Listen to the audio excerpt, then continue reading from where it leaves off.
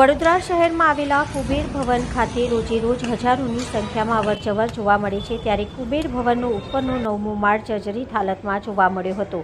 સરકારી ફાઇલો પણ વરસાદી પાણીમાં પલળી ગઈ હતી। ઓફિસોમાં વરસાદી પાણી ભરાઈ ગયા હતા।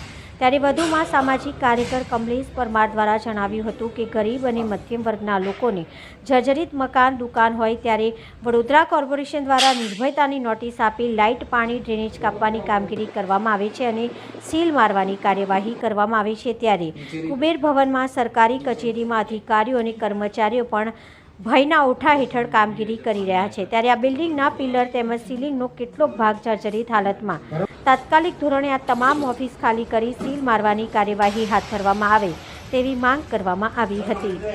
ચોક્કસથી વડોદરા શહેરમાં આવેલ જે કુબેર ભવન ખાતે આજે 9મા માળે જાત તપાસ કરતા જોવા મળ્યું કે આખી જે બિલ્ડિંગ જે ઉપરનો છત છે આખી જે કહેવાય છે કે જર્જરિત જોવા મળી, સળિયા દેખાય છે, સાથે જે પિલ્લરોની અંદર પણ તિરાડ પડી છે। એટલે કંઈક ને કંઈક જાનહાનિ ન થાય તેની ખાસ કરીને તકેદારી રાખવી જોઈએ। સાથે સાથે અહીંયા આગળ સરકારી અધિકારીઓ, સરકારી કર્મચારીઓ સાથે હજારોની સંખ્યામાં લોકોની અવરજવર હોય છે।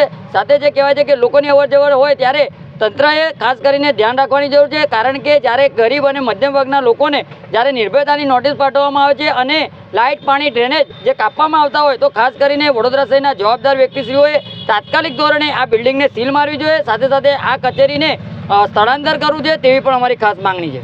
જર્જરિત ઇમારતો ઘણી હતી અને સીલ મારવામાં આવ્યું છે અને આમાં કોઈ અનહોની થાય તો ચોક્કસથી જો કદાચ આની અંદર કોઈ પણ જાતની દુર્ઘટના સર્જાશે તો તેની સંપૂર્ણ જવાબદારી લાગતા વળગતા જવાબદાર વ્યક્તિશ્રીની રહેશે। સાથે સાથે આ જે કચેરીઓની અંદર સરકારી પુરાવા પણ કેટલાક પલળી ગયેલી હાલતમાં જોવા મળે છે અને જે છત પરથી પાણી ટપકતું હોય એટલે ખાસ કરીને જે પણ અધિકારીઓએ જવાબદાર વ્યક્તિશ્રીઓએ તંત્ર દ્વારા ચિંતા કરી અને વહેલામાં વહેલી તકે આ કચેરીને કોઈ પણ જગ્યાએ ખસેડવા જોઈએ તેવી અમારી ખાસ માંગણી છે।